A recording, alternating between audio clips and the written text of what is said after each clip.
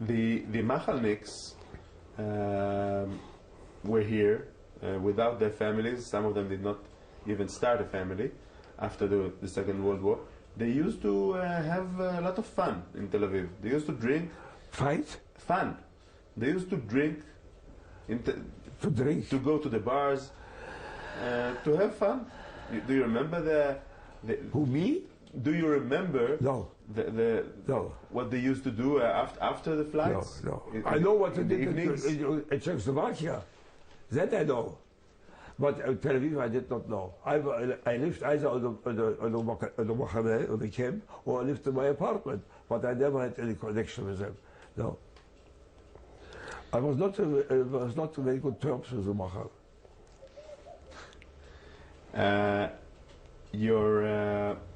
Your last duty during the war itself, you were a kind of you were placed as a licensed officer in the operations department of the ATC, and you were checking runways. You were checking the runway in Sde Dov, if it's capable to land heavy transporters, C-46 in Sde Dov. Sure. And you recommended on a change to change the runway in Sde Dov.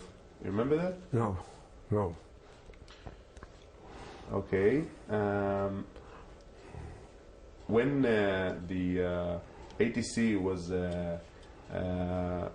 transferred from Czechoslovakia to Israel, it became a heavy transporters squadron in the Israeli Air Force, 106 squadron. Squadron 6? Squadron 106, 106 in Tel Nov, with C-46 commandos, and you were one of the last pilots of the commando of the C-46 in Israel.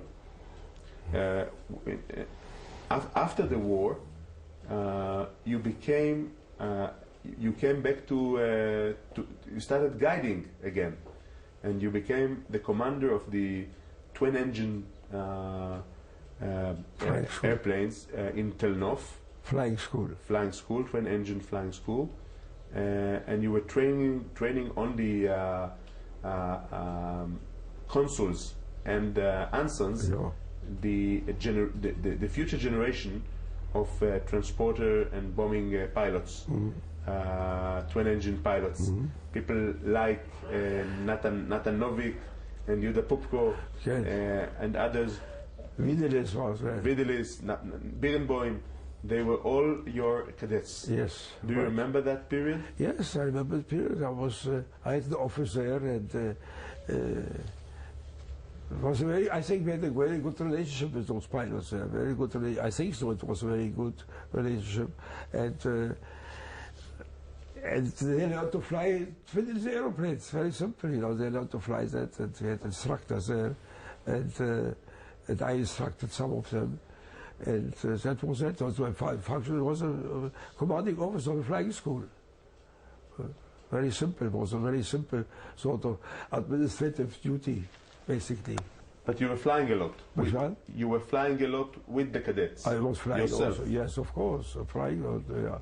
But there was also administrative duty. You see. So it was a good time. I liked it very much. I was very happy there to do the job. And I cannot tell you very much more there. That was a job which had to be done, and I did it. You were flying consuls and ensigns then? Yeah. I think we also had Harvard also there. Harvard, I think we also had single-engine aeroplanes. We also had, and I also taught them to fly the Harvard. So it was nothing. I don't remember any significant incident which was of importance, or which is memorable. I don't remember it. Maybe you have something there. Okay, so why did you finish your service, your regular service, in the Israeli Air Force in 1952? If it was all right, Well, I was then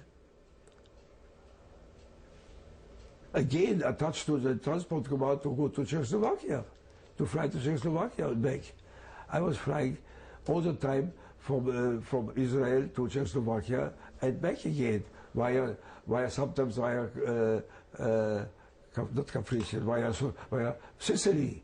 If you have problem with the aeroplanes, we had to land in Sicily for engine change or engine repair, whatever it was. I was doing that job, and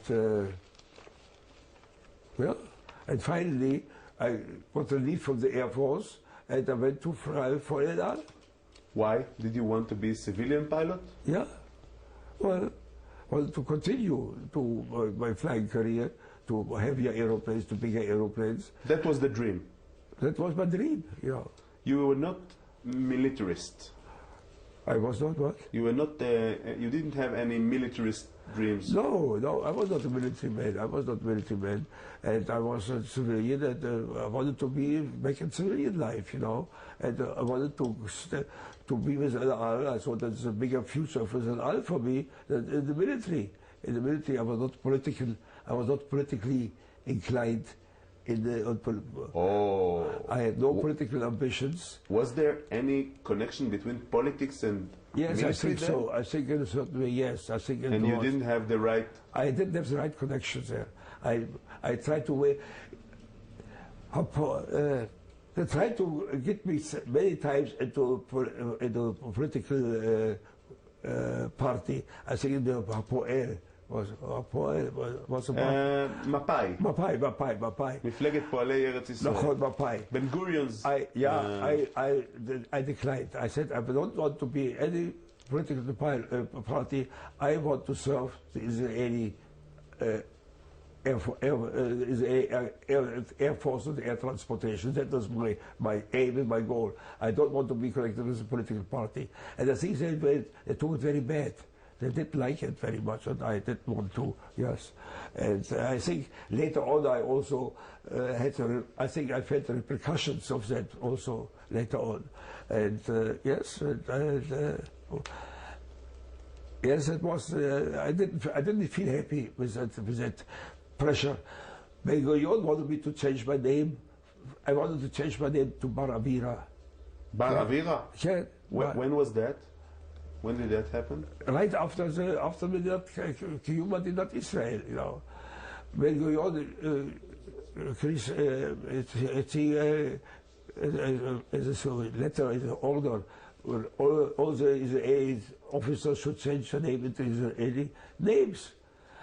I said, nobody can force me to change my good name, Breier, into another name. I wanted to do it. If Ben Gurion would have written the letter, my name would have been Bar Avira. Finished, no more Breier. But because of that letter, I finished. I said, no, I don't change my name. And I didn't change my name, as you see. I didn't change my name. I stayed Breier all the time. And I don't like to be forced to do something. I like to do things of my own good will, understanding, and inclination. I will not ask you about politics, of course. We come from the military, but I can understand that you were not with any close relationship with socialism. No. Well, no, I don't want to say no. Contrary, I think socialism has a very good connotation, basically.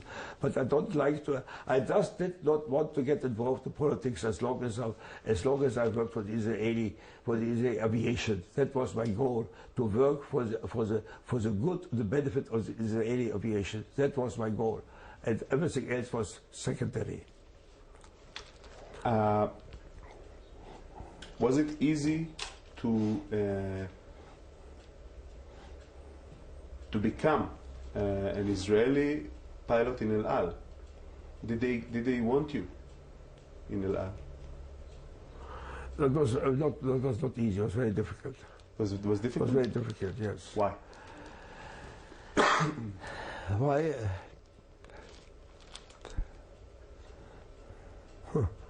It was difficult because it was difficult there was no moral support of the Israeli pilot amongst to be accepted by all those Mahal people, all those foreigners who came to El Al to fly. Were you the first one? I was the first one. Was there? I was the first one, and all the foreigners who came to El Al to fly aeroplanes, make good money, fly good aeroplanes, and I was an outcast. I was one which could see as a competition for them. Sooner or later, I would become a pilot. So you were a foreigner in your own country. That's right. That's right. Okay.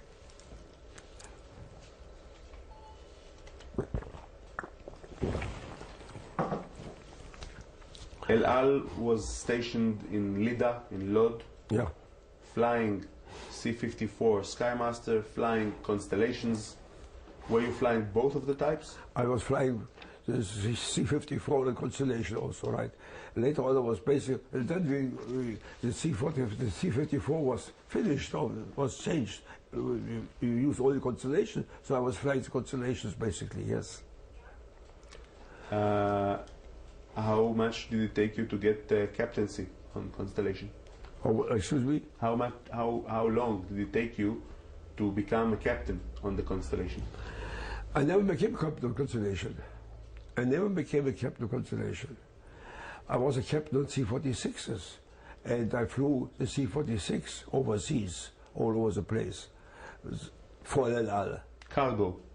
Not only cargo, passengers also, many passengers. C-46 or C-54? No, C-46s. C-46. I flew C-46s, pilots and passengers and crew and cargo to Europe, all over the place. To England, to Rome, to Switzerland, to Athens, wherever you wanted to fly. It was C-46. I was a pilot, I was a captain, and a co-pilot, and we flew. That was it, very simple. On the Constellation, I was co-pilot, always co-pilot. And the captains were Americans, mostly. And I think only Americans. And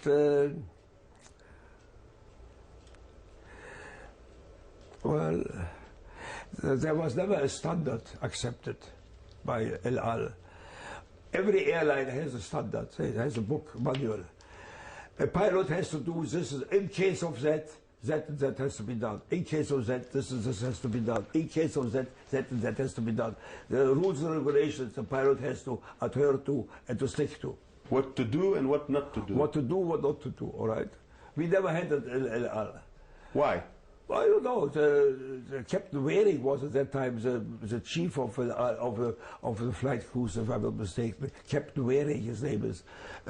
He didn't have it, but it was not done. So every pilot flew the way he was told, or he was thinking it's the right way to do it. All right. Okay.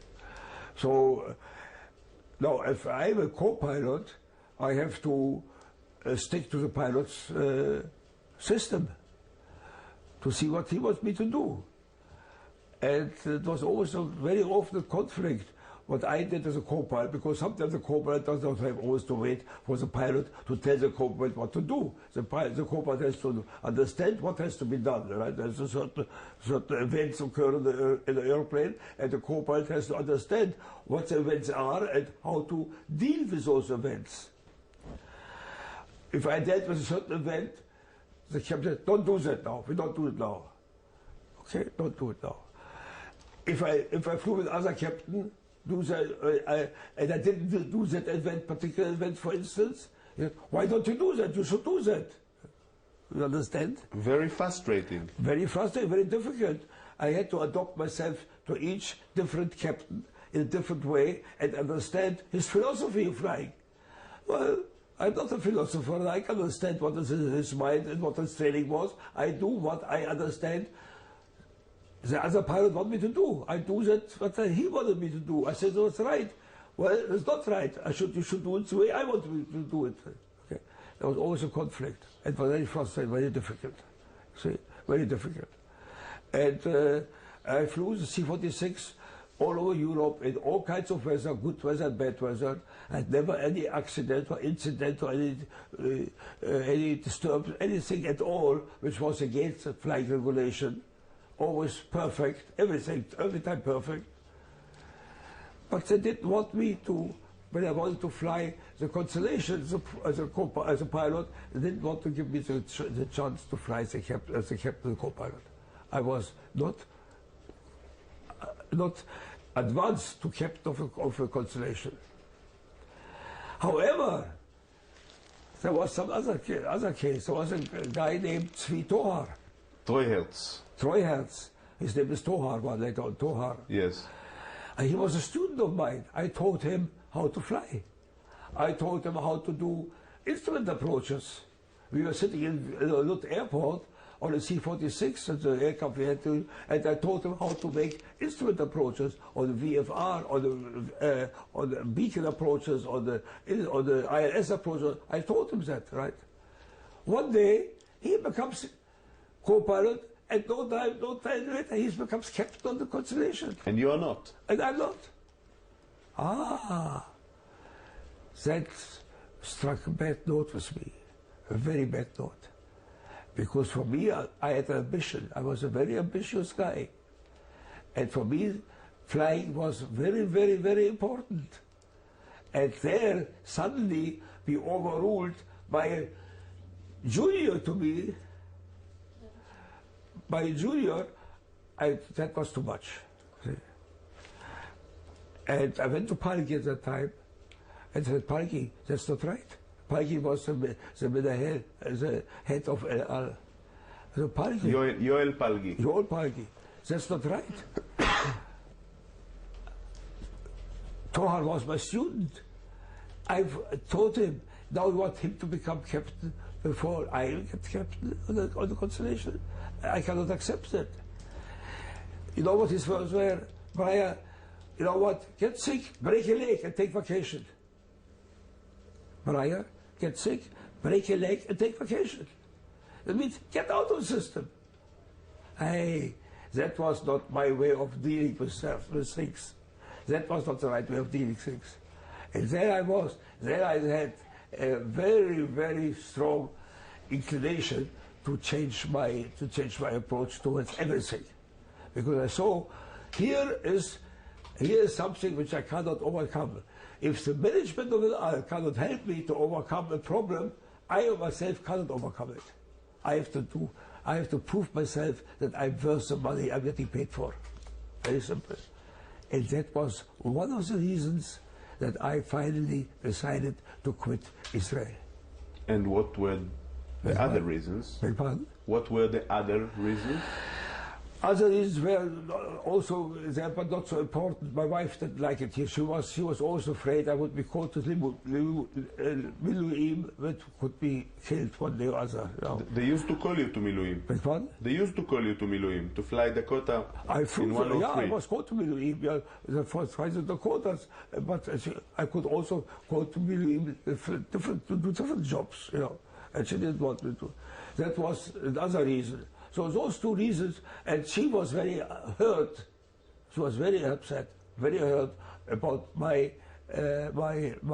feelings with regard to El Al. So there you have it. It disturbed you very much. You didn't sleep at nights. What? How much did it disturb you emotionally? What? This business with El Al? The business with El Al. I was devastated. For me, flying was the most important thing in life. For me, to go from one aircraft to the other to advance was the most important thing in my life. Suddenly be told, quit, finish, no more. You are not able to, not capable to. I'm capable to fly the C-46s all over Europe, but not the Constellation. That doesn't make sense to me. It should make sense to anyone, because aeroplane is an aeroplane. And yes, it's a bigger aeroplane. The pilot has more responsibility to, but he has a bigger crew. He has a flight engineer, he has a co-pilot, and he pushes the throttle only and gives a direction to the aeroplane to fly. Which direction to fly? No, that did not go well with me. I did not accept it. I could not accept it, and that was the basic reason. My daughter doesn't know about that. I didn't tell anybody about that yet. She didn't know that. Nobody knows about that. You are the first one that tells it. It's the first time you're telling it? The first time I tell this story, this event with Elal. That was it. And the Palgi tells me, Breier, take a vacation, break a leg and get sick. So out of the picture, break a leg, he tells me that. I had to show him and others that I am worth more than that. And I had to find another flying career and show that I'm worth to be captain of the aeroplane. What did you do? Well, just a minute. אני מעריך שאני מסיים תוך רבע שעה. משהו כזה. רבע שעה, 20 דקות. What did you do about it? Before I want to tell you what I do about that, I want to tell you something. You know, you can't leave an apple when it ripes, stays on the tree at a certain time. When it overripes, he falls down and rots away. Of course. That was exactly what happened to me. I was an apple for some time. I was pushed from one captain to the other. Captains were not happy with me because I didn't do that what he wanted me to do, and so on. You know, everybody had a different opinion, and I was already overtrained and overripe to work on myself, and so much overripe that finally I couldn't quit taking it. I may have made mistakes. I may have not been the right spirit on the aeroplane. All kinds of things, but I was overripe to be captain, and that was a rotten apple. Became a rotten apple, and I had to quit. I had to stay a healthy apple, a healthy person, and the only way to do it was to quit Elal and do something else. In order to keep yourself healthy. To self-satisfaction, I can do the job right, and I'm born for this job, and not just haphazard to become a pilot. So you decided with your wife. McMahon? You sat with your wife. Yeah. And you decided to leave We Elal decided and somewhere to leave else Israel. to find routes, new routes, where I can exercise my profession. I wanted to go to. I had an uncle in Australia. I wanted to go to Australia. It didn't work right with Australia. I decided we go to America, to Zoetermeer. And I applied to go to Zoetermeer. I got a visa, working visa permit, and I went to Zoetermeer to work there. And I had a bad luck with Pan American. Pan American wanted to accept me as a pilot. I told you that story, I think, already yesterday, if I'm not mistaken, because I didn't have my radio operator license. I couldn't become a pilot at Pan American. So I looked for something else, and I'm also an engineer. I can work as an engineer. And I tried to find other job, and I find other job. And I became, in that job, not only a pilot. It was very hard for me. The first few years were very, very hard for me in America. Very hard for me. In what sense? I was accepted to work as an engineer at a company which makes aeroplane engines. The aeroplane engines were under development for the army, and it was not secret. I was not an American citizen. I couldn't work openly with the company on that engine. The guy who hired me must have seen something in me. He hired me for 5 years. I was sitting in an office. Nobody else. With paper and pencil doing calculation, aerodynamic calculation for my boss. He came to see me, give me work. For 5 years, until I finally got American citizenship. For 5 years, my wife or my family had a very hard time with me because I was very unhappy. Can you imagine? There in Israel was a free for all. You know, was a free person, free, like a bird. Suddenly, you're sitting for 5 years in an office, flying a desk, doing calculation, not seeing anybody in the whole company. not having any contact with anybody in the company. Because you were secret yourself. Because I was, the FBI could not clear me for the job there. Until I became an American citizen, then they cleared me finally, and since Provisional changed. Yes, I was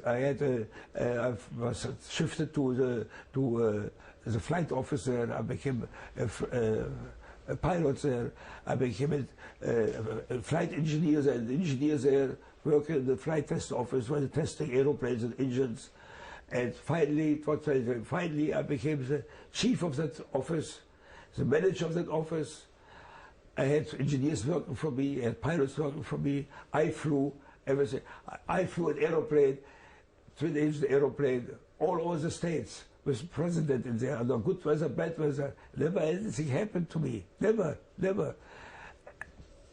I had a very good reputation in the company, and everybody liked me very much. There was a very good relationship with everybody there. When I retired finally, because I wanted to take trips with my wife to everywhere as much as possible, they have asked me to stay on to work, continue to work with them there. I did. I retired there. That was it. So there you have it. There I became. I fulfilled finally my goal. I could prove to myself and everybody that I was whatever getting paid for. That was it. And I forgot it all very soon. And so look, there are other options also available to a person. Not only one option. You just have to take the chance. I took the chance. That is the story. Nobody knows about that. Now we know about now it. You know now about the Israeli Air Force knows. Now you know about that. Now the Israeli Air Force knows about that. Where was the Avkola Lake coming? Where was it in the States? It's in Connecticut. Stratford, Connecticut? And you were placed there? Yes, yes. The factory was there. And I had my office there. And your home? In my home. Where did you live? Oh, I lived in different. I lived at first in Bridgeport, in the rent, because I didn't make much money yet at that time. And then I finally moved to Westport. I had a house there, big house there. With nice, got another daughter there, and I lived in Westport for a long time, 30 years. I worked for a company 32 years for El Al. And after El Al? For AFCO, 32 years, yes. Did you fly until 1989? Did you fly planes until 1989? I flew up to the last minute. Until finally retired, so that's enough of flying. That's enough. Did you have any contact with the Israeli Air Force? No. During your work for Avkola Coming? No. Oh, yes. Excuse me. Avkola Coming sent me once to Israel to speak to the military there about our engine. They're using the helicopter, our engine. And there was a question of how to translate, how to work our engine right, how to understand our engine properly. And the Air Force, the Air Force sent me to Israel to speak to the Air Force, to some people there about our engine. And I stayed with the Air Force a few days. I stayed with them there. That was the only cachet I had with the Air Force. From AFCO. AFCO sent me there to do that job. They told me, I think we sent you there, you should go back again to Israel for a little while to see how Israel is doing. They're very, very good people. Very good people. There was no anti-Semites there. I didn't see any anti-Semites at all. I was free. I told you, if I tell you how I managed my apartment, you wouldn't believe me. How my apartment grew bigger and bigger and bigger and bigger, more important. It became a very big issue for my apartment. And I was very happy there. I could finally exercise my capabilities there. Okay, you didn't miss El Al. We understand that. But did you miss Israel? Did you miss the Israeli Air Force? Yes. I miss Israel very much so, yes. What did you feel? What was your feeling during the 1956 war 1967 war, 1973 horrible war. 56 war. You were there, we were 56 war, I contacted the consul, I wanted to go. 56 war, I want to go, I called the consul, told him I want to go back to Israel to fight for Israel. He said, we don't need you anymore, we finished the fight there. Okay, I volunteered back again. They didn't want me, they didn't need me, it was finished, it was a short war. That was it. More I didn't contact anybody anymore about anything. How I felt, I today feel very much for Israel. Where I'm living there now, where I live in my retirement home, I speak very much for Israel. You know, and when they heard me that I go to Israel, oh, go to Israel and have a good time, see your own country again. Yes, I saw my country. I say a little bit of it, how much it changed, the better. Is what I saw, the little what I saw. It is very, very commendable and very, very excited, and I love Israel very much.